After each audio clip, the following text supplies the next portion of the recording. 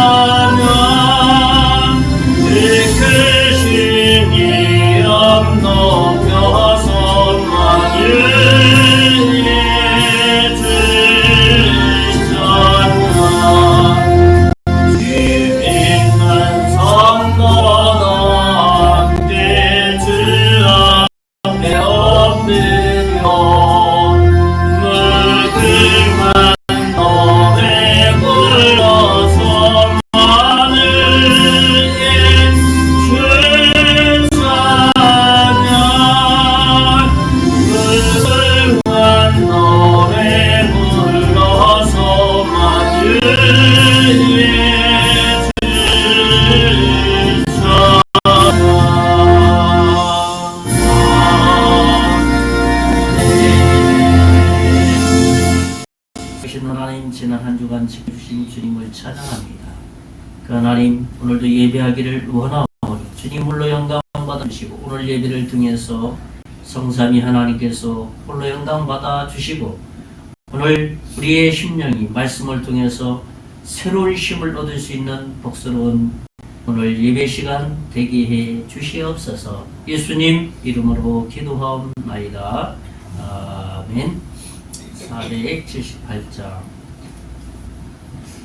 찬송가 478장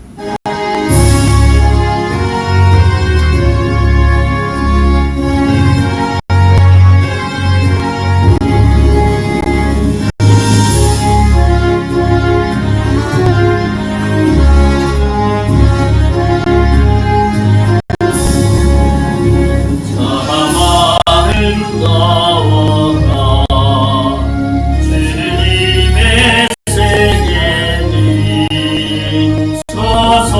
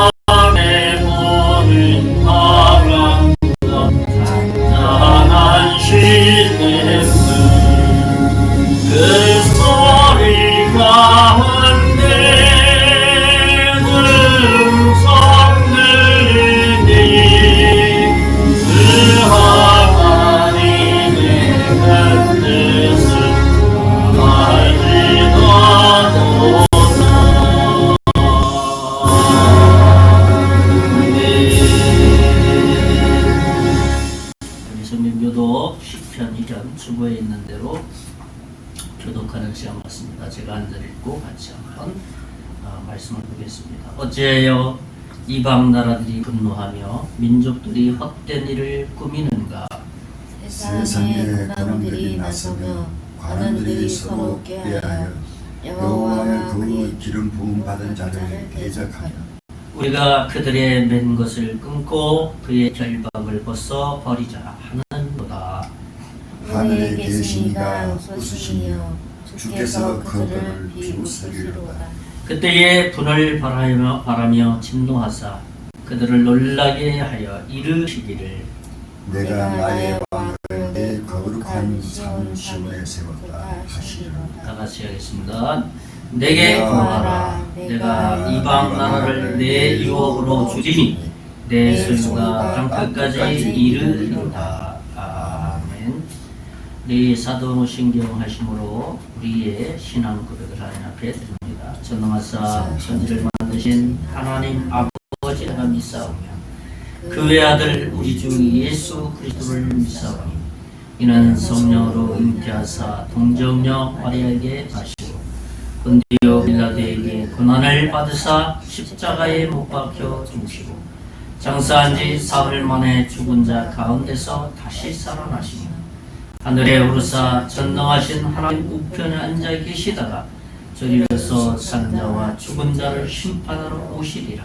성령을 믿사오며 거룩한 공예와 성도가 서로 교통하는 것과 죄를 사하여 주시는 것과 몸이 다시 사는 것과 영원히 사는 것을 믿사옵나이다. 아멘. 네, 찬송 526장 찬송 하나님께 드립니다. 526장.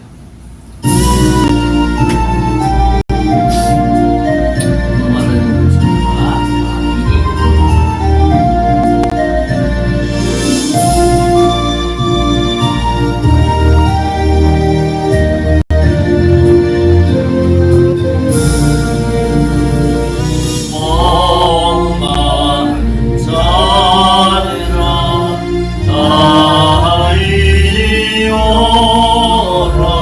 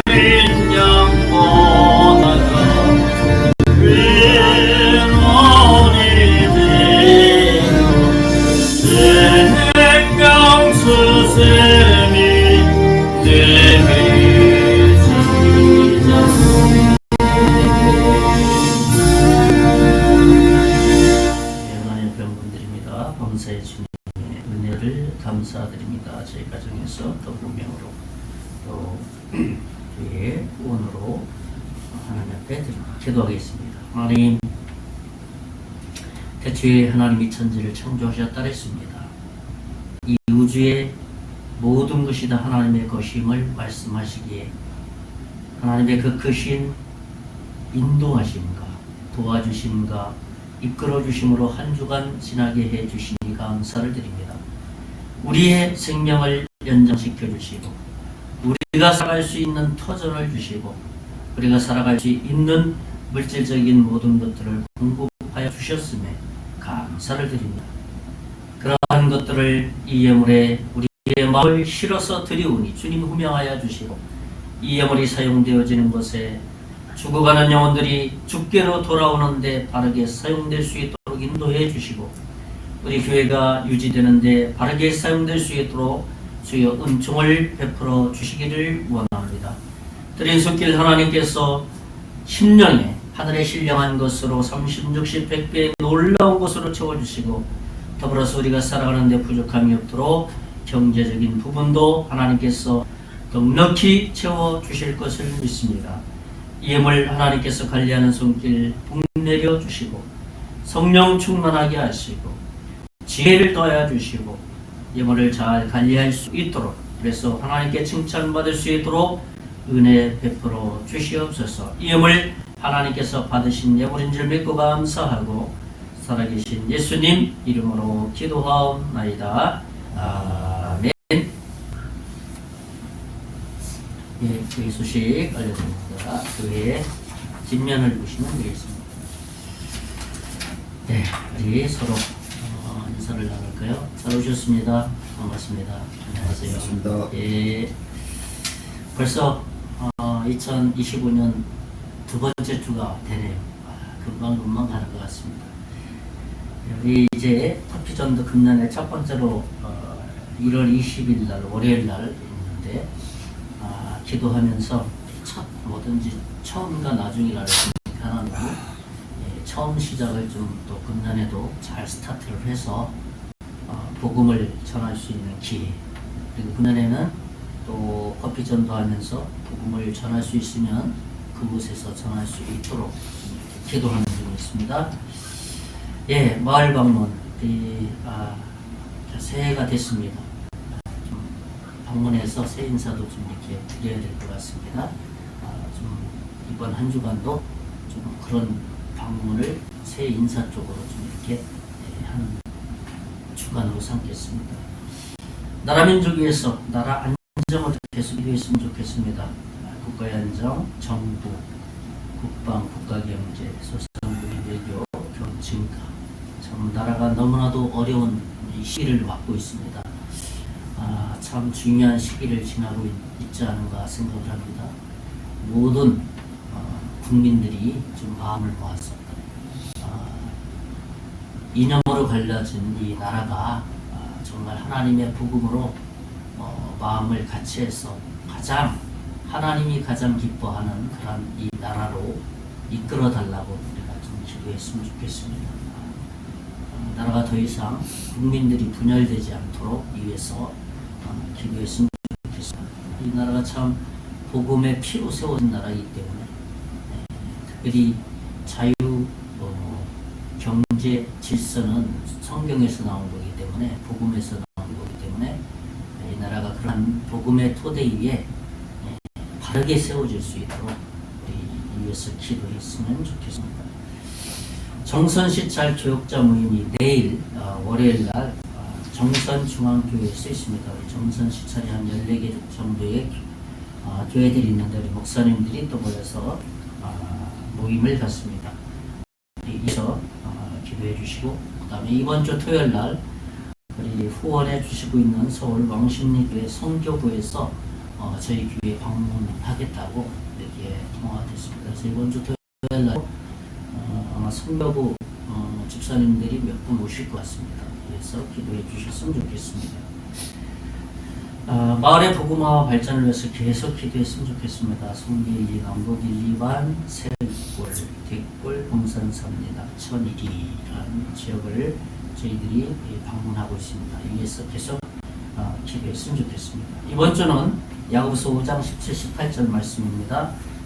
우리 기도하는 그 샘플 우리 묵상하고 있는데 우리 간절한 기도, 엘리야의 기도를 좀 이렇게 본을 받자는 거죠.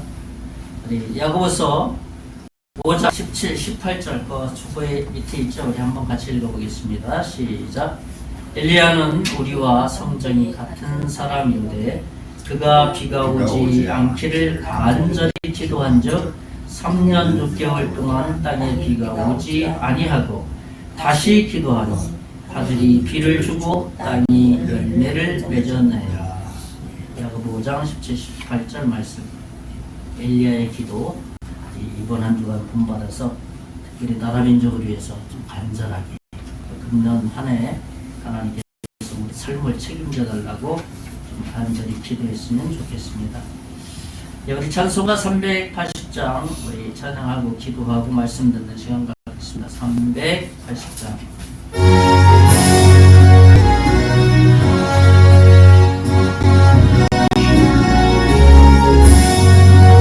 나의 생명 되신 주님 앞에 나아갑니다. 주의 흘린 보혈로 작게 하사 주소서. 날마다 주를 찬송하겠네. 주의 사랑의 주로 나를 가게 찾아내소서. 괴로운 세상 중에 나를 인도하여 주소서. 주를 믿고 나가면 나의 길을 잃지 않겠네. 날마다 주를 찬송하겠네. 주의 사랑의 주소서. 나를 크게 잡아내소서. 세상 살아갈 때에 주를 더욱 사랑합니다. 발걸음 난 천국에 나의 영혼 들어가겠네. 날마다 주를 찬송하겠네. 주의 사랑 주소서. 나를 크게 잡아내소서.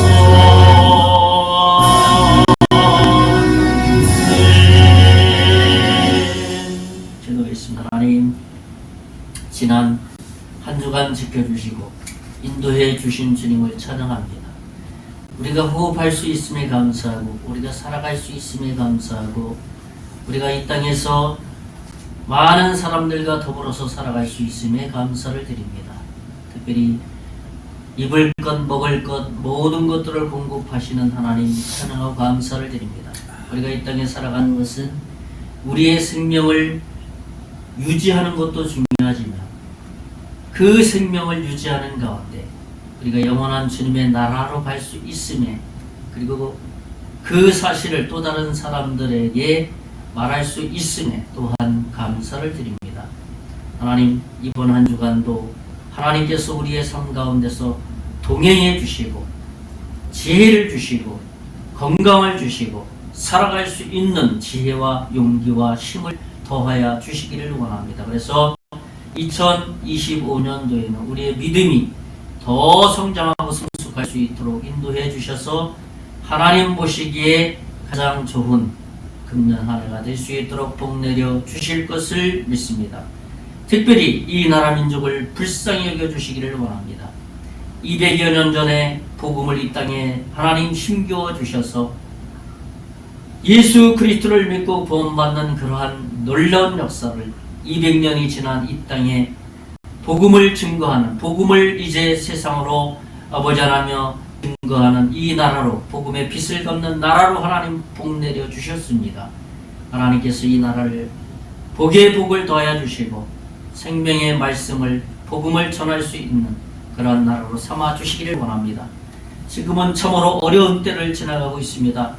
국민들이 아버지여서 서로 아버지 하나님이며 많은 극심한 아버지 어려움 속에 있습니다. 이념적인 갈등과 사회생활의 모든 전반에 걸쳐서 어려운 것 하나님 아십니다. 경제, 외교, 이 나라 모든 것들을 주님이 아십니다. 하나님 이 나라가 안정되게 하시고 사회가 안정되게 하시고 국민들의 마음을 붙들어 주시고 마음들이 통합되어져서 나라 발전을 위해서 힘쓰게 해주셔서 안정된 나라, 발전하는 나라로 삼아주셔서 그래서 안정이 됐을 때 생명의 복음을 전할 때 복음을 받아들이는 일이 많아서 구원받는 놀라운 역사가 일어나게 해 주시옵소서. 이를 위해서 한국교회가 기도하게 하시고 한국교회 성도들이 기도하게 하시고 한국교회 목회자들이 기도하여서 이 나라에 복음으로 세운 이 나라를 다시 한번 세울 수 있도록 은혜 베풀어 주실 것을 믿습니다. 오늘도 하나님 말씀 나오니 말씀을 통해서 우리의 영이 새로워지게 하시고 우리의 영이 하나님을 바라볼 수 있도록 복 내려 주실 것을 믿습니다. 말씀을 전하는 자, 듣는 자 도 하나님의 은혜 가운데 거하게 해 주실 것을 믿고 감사하고 예수님 이름으로 기도하옵나이다. 아멘.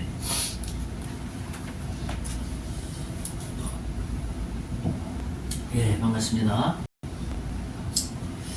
2025년도 두 번째 주를 맞이했는데 금년에도 하나님께서 풍성한 은혜를 주시고 우리의 내면에 심령에 하나님께서 주시고자 하는 모든 것을 다 받아 누리는 저와 여러분들에게 먼저 부탁의 말씀을 드리겠습니다. 오늘은 이제 율법과 죄에 대한 말씀을 나누고 싶습니다. 특별히 로마서 7장 오늘 말씀은 8절에서 25절에 있는 말씀을 통해서 율법과 죄라는 그 제목으로 말씀을 좀 나누려고 하는 것이죠. 그러니까 우리가 거듭나기 전에 율법과 죄의 문제를 어떻게 다뤄야 되느냐 하는 그러한 말씀이겠죠.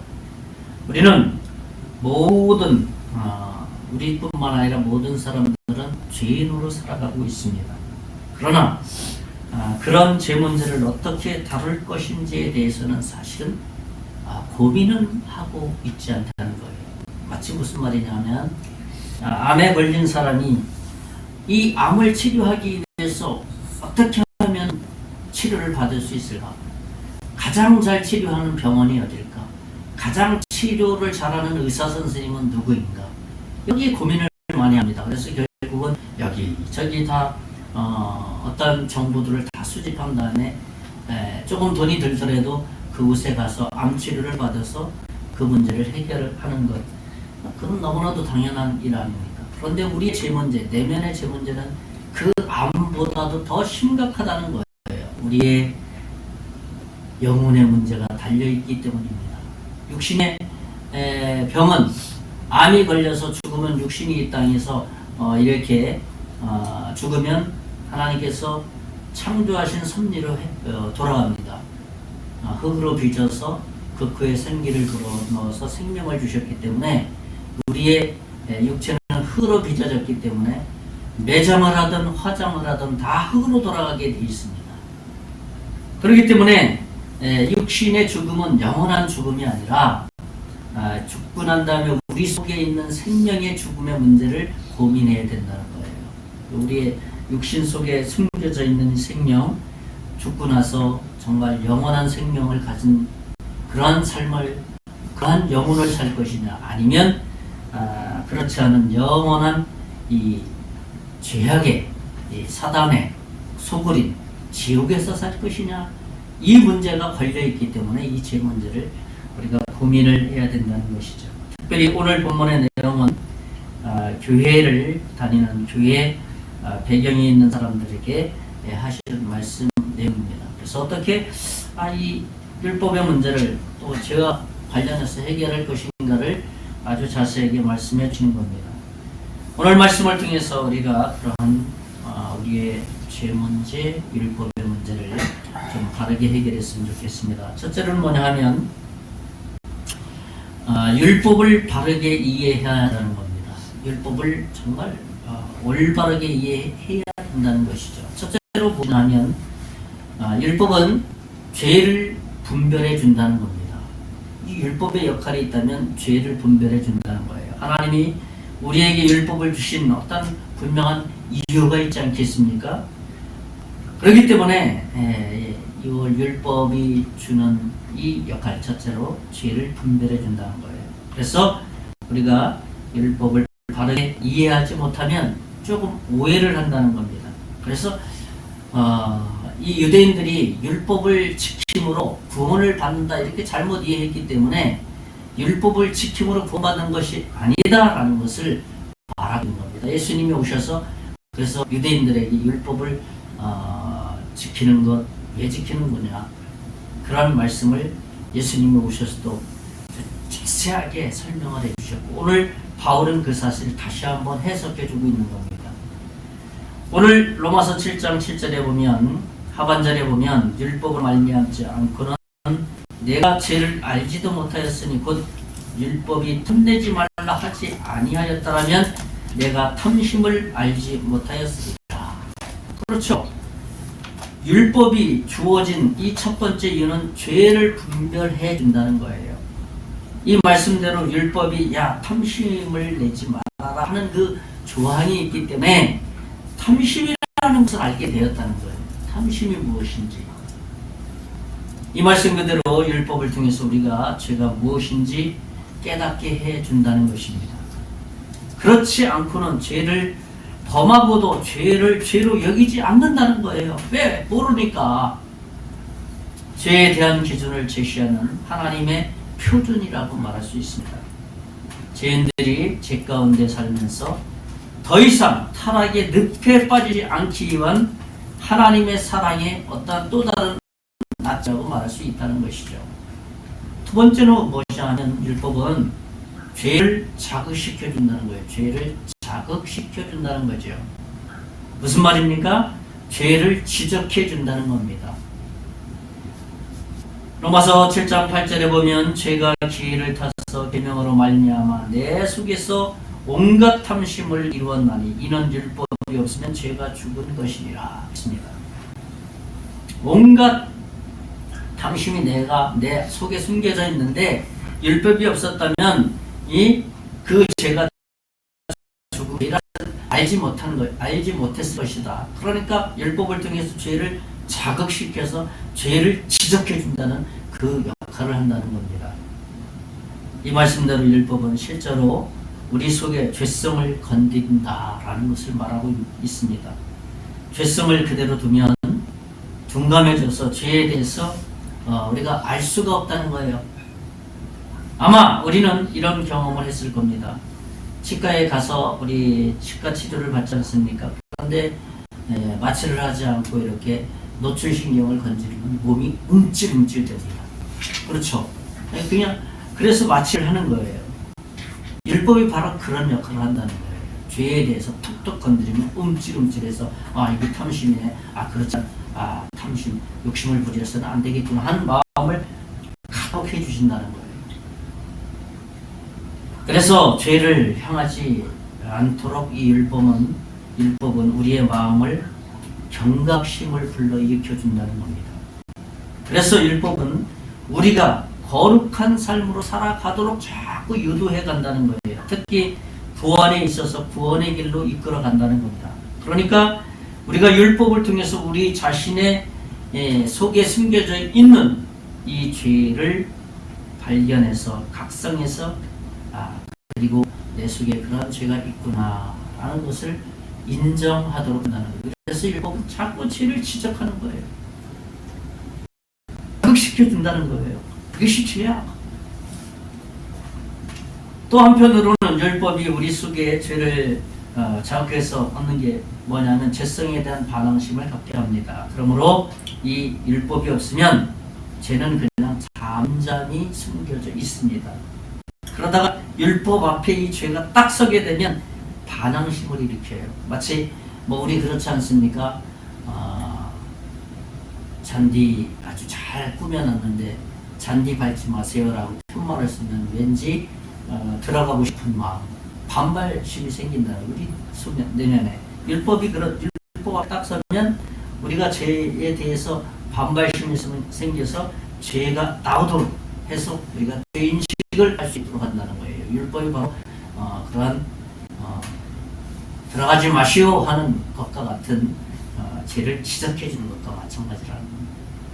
또 한 가지는 율법은 세 번째로는 죄를 정죄한다는 거예요. 오늘 로마서 7장 9절 11절을 보면 제가 읽어드립니다. 전에 율법을 깨닫지 못했을 때에는 내가 살았더니 계명이 이르매 죄는 살아나고 나는 죽었도다. 생명에 이르게 할 그 계명이 내게 대하여 도리어 사망에 이르게 하는 것이었도다. 11절에 죄가 기회를 타서 계명으로 말미암아 나를 속이고 그것으로 나를 죽였는지라 그렇게 말하고 있습니다. 그러니까 이 말씀을 보면 율법을 통해서 죄가 다시 살아난 것을 일깨워주고 또 범죄하게 되어서 죽게 된 자신을 보게 된다는 거예요. 율법을 통해서. 그래서 율법이 죄를 지적하여서 자신의 철저한 모습을 보도록 한다는 겁니다. 죄 지은 자신을 아주 철저하게 보도록 해준다는 겁니다.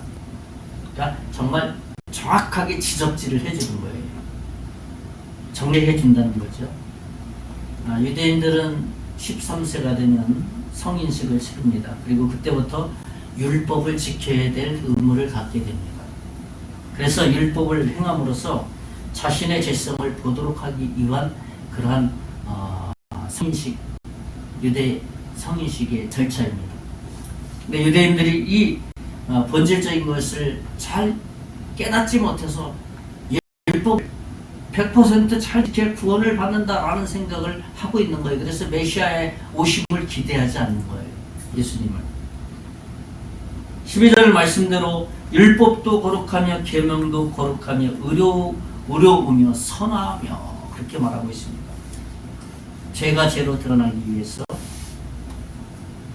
율법을 통해서 내가 죄인인 것을 정말 정확하게 봐야 된다라는 것을 말하고 있는 겁니다. 예를 들어 죄를 범해서 법을 어긴 그 현행범으로 체포가 됐다고 합시다. 죄를 범해놓고 현행범으로 딱 잡혔어요. 감옥에 들어가서 굉장히 괴로워합니다. 자신이 투옥된 것이 그놈의 법이 있어가지고 내가 이렇게 잡혀버렸어 라고 투덜댈 수가 있다는 거지. 법에 자기가 죄를 범한 것에 대한 투덜투덜 된다는 거죠. 그 법만 없다면 내가 이런 형을 받지 않았을 텐데 법을 원망할 수 있다는 거죠. 정작 법을 향해서 원망하는 그것이 아니라 자기 자신이 어떤 죄를 범해서 여기에 들어가는 걸 돌아볼 때 정상 참작을 해주는 거예요. 만약에 법을 탓하면 막 원망하고 그러면 괘씸죄가 더 추가됩니다. 괘씸죄 재판에서. 율법은 바로 그런 거예요. 우리 속에 죄가 무엇인지 알지 못해서 그 죄를 이렇게 정확하게 표현해서 죄를 정확하게 지적해서 정죄시켜주는 겁니다. 그래서 정죄시켜준다는 것은 내가 그 말씀을 통해서 율법을 통해서 정죄가 됐을 때 그대로 인정하라는 겁니다. 인정할 때 하나님의 사랑이 예수님이 보인다는 겁니다. 이런 죄를 위해서 예수님이 나를 위해서 십자가에 죽으셨구나 하는, 그래서 율법은 예수님을 향하도록 해주는 그러한 놀라운 역사. 그래서 바울은 율법을 모험학 선생이라고 표현했어요. 예수님께로 인도하는 선생 역할을 한다. 그런 것을 바울이 말한 겁니다.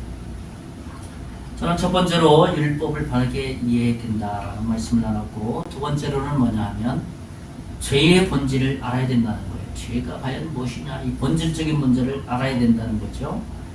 로마서 7장 14절에서부터 25절까지 그 말씀의 내용을 보면 선을 행하기를 원하는 우리 안에 뭐가 있냐면 죄를 범하려고 하는 악이 함께 있다라는 이 내적인 갈등을 보여주고 있습니다. 선과 악이 동시에 내 마음속에 같이 있다라고 이 내적인 어떤 갈등 속에 있다라는 것을 말하고 있습니다. 본문을 보면 7에서 13절까지는 이 13절까지 14절이 되기까지는 내용을 가만히 읽어보면 과거 시제로 쓰여져 있습니다. 이 문장을 가만히 이렇게 연구해 보면. 그러나 이제 14절부터 우리 내면에 선을 행하고 악을 행하는 이 두 가지가 갈등되어 있는데 이 14절부터는 현재 시제로 사용되고 있다는 거예요. 무슨 말이냐 하면 이 말씀을 정리해 보면 바울이 과거의 자신의 경험을 말하면서 현재에 일어난 이 갈등의 문제를 지금 고민하고 있다는 겁니다. 15절 말씀을 보면 내가 행하는 것을 내가 알지 못하노니 바울이 죄를 범하고 막 그런데 막 죄가 막 나오니까 나도 모르겠다. 곧 내가 원하는 것은 행하지 않고 내가 선을 원하기를 원해서 선을 행하기를 원하는데 이거 보니까 내가 미워하는 악이 나온다는 거예요. 그러니까 이 말씀을 보면 바울은 자신의 내적인 갈등을 현재형으로 쓰고 있으면서 이처럼 과거에 내가 예수 그리스도를 정말 믿음으로 말미암아 뭔가 제 문제가 해결된 것 같은데 살아가다 보니까 이 두 가지가 늘 갈등 속에 있다는 거예요. 이 사실을 바울이 이 말씀에서 자세하게 일단 표현해주고 있는 거죠. 여기서 우리가 볼 수 있는 것은 바울은 이 단락에서 자기 자신이 이 두 가지 갈등 속에서 하나님을 바라봐야 되는구나. 내 힘으로는 어쩔 수가 없구나. 이런 이 갈등의 맹렬한 어떤 그 갈등과 전투 속에서 내적인 어떤 전쟁 아닙니까? 이 전쟁 속에서 내가 죄에 대해서 이미 죽었구나, 패배된 자구나 라는 것을 인정하게 될 때 선한 것이 내 속에서 이제 어떻게 됩니까? 주도적으로 나를 이끌어 간다는 거예요. 선한 것은 뭡니까? 하나님의 의잖아요. 하나님의 도우심이잖아요. 로마서 7장 18절에서 21절을 제가 한번 다시 읽어드리겠습니다. 내 속곧 내 육신에 선한 것이 거하지 아니하는 줄을 아노니 원함은 내가 있으나 선을 행하는 것은 없노라. 죄가 나오니까 선이 잘 안 보이는 거죠. 19절 내가 원하는 바 선은 행하지 아니하고 도리어 원하지 아니하는 악을 행하는 자, 자기 생각과는 좀 반대가 나온다는 거예요. 20절 만일 내가 원하지 아니하는 그것을 하면 이를 행하는 자는 내가 아니여 내 속에 거하는 죄다. 만약 내가 원하는 것이 하나님의 뜻대로 선한 일을 행하는 거기를 원하지만 내가 나오는 육체의 것이 이게 뭔가 그렇지 반대 것이 나온다면 내 속에 숨어있는 그것은 죄가 그렇게 하는 것이다 라고 하는 거예요. 21절을 보면 그러므로 내가 한 법을 깨달았노니 곧 선을 행하기 원하는 나에게 악이 함께 있는 것이다. 선을 원하는 나도 있고 악이 내 속에 함께 있다는 것을 깨달았다는 거예요. 그래서 이 깨달은 고백을 바울은 지금 고백하는 겁니다. 그래서 이 두 가지 법에서 누가 나를 건져낼 수 있겠는가? 그 말은 뭐냐면 내 속에 있는 예수님만이 이 모든 문제를 해결해 줄 수 있는 분이다 라고 바울은 말하고 있는 겁니다. 그러니까 예수님을 믿는 사람들은 이 두 가지 갈등 속에 있지만은 예수님이 있기 때문에 그 예수님을 향해서 바라보면 내 속에 숨어있는 죄 문제들을 확 바라보고 다시 확 돌이킬 수 있다는 거예요. 예수님께로. 그래서 그러한 새로운 법을 내가 깨달았다 라고 말하는 겁니다. 마지막 세 번째로 우리가 생각해야 될 것은 율법에 대한 새로운 인식이라는 겁니다. 율법에 대한 새로운 인식. 이게 무엇이냐면 율법에 대하여 내가 이제는 자유롭게 되었다. 이전에는 어떻게 해야 될지 잘 몰랐는데 지금은 이제 율법에 대해서 좀 자유함을 가지게 됐다는 겁니다. 지켜야 되느냐, 지키지 말아야 되느냐, 뭐 이거 어떤 것이 옳은지 어떤 것이 그른지 그것을 잘 몰랐는데 이제는 그런 것이 다 해결됐다는 겁니다. 율법이 나에게 죄라고 말해주면 맞아요, 내 속에 그런 것이 있어요 라고 말하면 되는 것이고, 그리고 또 그 율법이 나에게 말씀대로 살아가라고 하면 그대로 살아가면 되는 거구나 라는 것을, 이 자유함을 이제 갖게 됐다는 겁니다. 22절 말씀을 보면 내 속사람으로는 하나님의 법을 즐거워하고 라고 말합니다.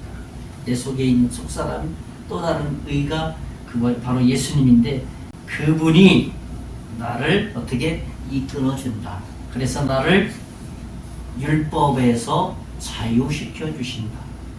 그래서 내 마음이 행복하다 라는 말을 발휘하고 있는 겁니다. 우리 스스로는 어떤 것이 옳고 그른지 분별하지 못할 때가 참 많이 있습니다. 그럴 때 우리는 그렇게 도움을 받잖아요. 뭔가 그 분야에서 조금 경험한 사람들의 이야기를 들어보면 분별이 갑니다. 어떤 것이 옳은지 어떤 것이 그른지. 마치 우리의 영적인 문제가 그렇다는 거예요. 하나님의 말씀, 이 율법의 말씀을 통해서 우리가 내 육신 속에 있는 죄를 바로 인식할 수 있고, 또 하나님께로 가야 된다는 길을 바로 발견할 수 있는 겁니다. 로마서 7장 24, 25절을 제가 다시 읽어드립니다. 오라 나는 금관 사람이로다. 이 상의 몸에서 누가 나를 건져내려. 우리 주 예수 그리스도로 말미암아 하나님께 감사하리로다. 이제 바울이 이게 자기 고민하다가 이제 그럴 필요가 없구나. 이제 오라 라고, 이제 나는 아무것도 해결할 수 없는 그런 존재구나 라고 고백을 하면서, 누가 이런 그 고민거리에서 나를 건져줄 수 있느냐? 그러니까 25절에 우리 주 예수 그리스도, 예수님 안에서만이 그러한 문제들을 해결해 줄 수 있다 라고 고백을 하는 겁니다. 그러니까 우리도 뭐 복잡하게 생각하지 말고 예수님께로 나와서 예수님이 뭐라고 말씀하시느냐라는 것을 마음과 생각이 가지만 그 문제를 해결할 수 있다라는 말씀을 하는 겁니다. 이제 말씀을 정리합니다. 저는 오늘 율법과 죄에 대해서 말씀을 나눴습니다. 첫째로는 이 율법을 좀 바르게 이해해야 된다. 그 율법은 우리의 죄를 구별시켜주고, 죄를 자극시켜주고, 죄를 정죄하는 역할을 한다. 그런 말씀을 나눴죠. 그리고 둘째로는 그래서 우리는 죄의 본질을 잘 이해해야만 한다. 그리고 마지막 세 번째, 율법에 대한 우리는 새로운 인식을 가질 수 있게 되었다라는 겁니다. 그것은 뭐냐? 예수님께로 나아가면 된다.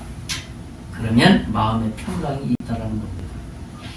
이번 한 주간도 이제 2025년도 두 번째 주간 지나가고 세 번째 주간을 맞이합니다. 이번 한 주간도 우리가 하나님의 은혜의 법을 따라서 우리의 마음에 분명한 확신과 믿음으로 살아가는 이번 한 주간 되시기를 예수님의 이름으로 축원의 말씀을 드리겠습니다. 기도하겠습니다. 살아계신 하나님 아버지, 우리가 이 땅에 살아갈 때 참 우리 육신이 죄성을 가지고 있기 때문에 죄 문제와 늘 고민하면서 살아갈 수밖에 없습니다. 그러나 이 문제들을 하나님의 말씀인 생명의 말씀을 통해서 올바른 주님의 길로 갈 수 있도록 해주시는 것을 오늘 말씀을 통해서 다시 한번 생각하게 되었습니다. 하나님, 이번 한 주간도 예수 그리스도 안에서 모든 죄 문제를 해결하며 자유함을 얻을 수 있는 복스러운 한 주간 되게 해 주시옵소서. 믿고 감사하고 살아계신 예수님 이름으로 기도하옵나이다. 아멘. 우리 찬송가 438장 찬송하고 축도함으로 오늘 모든 예배를 마치겠습니다. 438장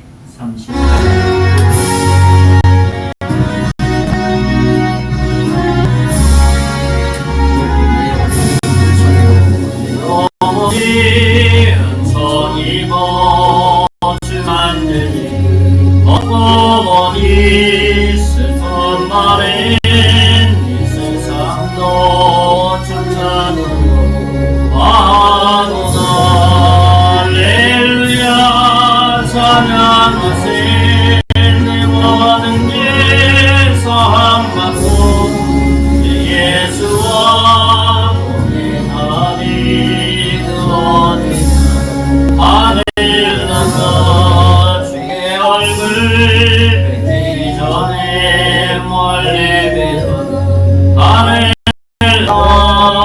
내 마음속에 이루어지니 날로 날로 가깝도다.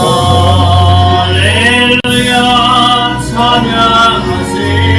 내 모든 죄사 받고 예수와 동행하니 그어내가 하늘 나라 문선이 거친들이 조망이나 건거리는 내 예수 오신 것이 그어내가 하늘 나라. 할렐루야 찬양하세. 내 모든 예사 받고 예수와 동행하니 그 어디나 하늘 나라. 기도하겠습니다. 이제는 우리 주 예수 그리스도의 은혜와 하나님의 극진하신 사랑과 성령님의 감화 감동 역사 위로 충만하시니 오늘 하나님의 말씀의 은혜의 법을 좇아 살기를 원하는 모든 자녀 머리 이외, 가정 이외, 사업 이외, 앞으로 예수 믿고 구원받을 하나님의 자녀 이외, 이제로부터 영원토록 함께 계실 주여다. 아멘.